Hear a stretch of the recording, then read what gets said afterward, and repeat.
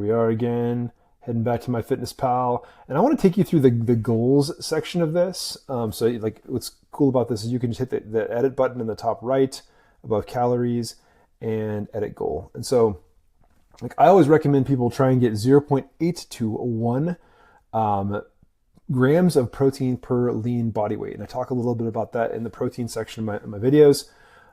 But just for like sake of editing here, if you feel like the calories are too big or too little, you can click on the calories there and you can edit that, X out of that. The main thing also, again, clicking on protein, I'm just gonna click on the protein bar here, and I can take that middle column right there and I can shift that from 162 grams. I wanna go all the way up to, for me, I'm a big guy, so I wanna go all the way, not that high, all the way up to 200. And so that's gonna be like right around 25%. Of course, basic math says if I move one thing, I need to move another. So I'm gonna take my carbs down from 50 to 45, and I have a magic 100% there, and I'm just gonna hit the check mark, boom.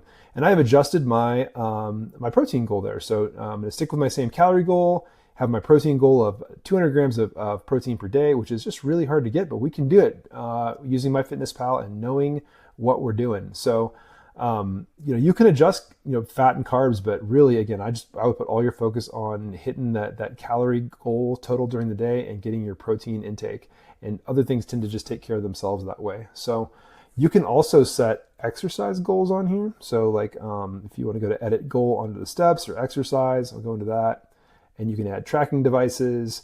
That's really helpful if you want to. Some of you may use just different step trackers and whatnot to track your steps.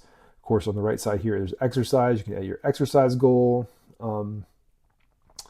So it's lots of goal setting and goal tracking and things like that. I think just particularly with MyFitnessPal, I'm gonna be done editing here. Again, calories, protein, keep it really simple. I tend to use other apps or other methods to track my exercise. Specifically when I'm lifting weights, I like to have just a really clear plan as to what I'm going to do every day and all week long, so that I don't get lost in my distraction, and make sure I hit those goals.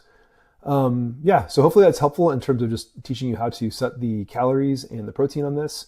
And I will show you under dashboard, if you go to nutrition, so I will go to more, actually, the bottom right corner, more, and scroll down to that nutrition. It's like right in the middle of the screen right now. Hit that nutrition button right there, and it's saying all things. Just skip that. Cool. So here we are, and we under the top right corner it says macros. Hit macros. So this is where you're going to see, like, this is the magical screen that you can look at a day view, like right in the middle under day view. You can click that and change it to a week view. And when you've had some meals logged in here, you're going to be able to actually see how much protein, how much fat, how many carbs, how many calories. You click on the calorie button. Calories you've had like per day over the last 7 days. I think that 7 day, particularly when I'm seeing people in the clinic, I love looking at that 7 day average, because, or 7 day screen rather, because I can see, hey, they've tracked it daily or most days, and here's how many calories they're getting most days. And particularly the macros section right there is going to be very revealing in terms of just, hey, are we hitting our protein goals? Again, I think clarity and consistency with this, using this tracking software is really important, and it does work. So in the next video, I'm going to talk about how to actually, use the food diary, how to add food items. It's really simple, and I'll walk you through that. Thanks.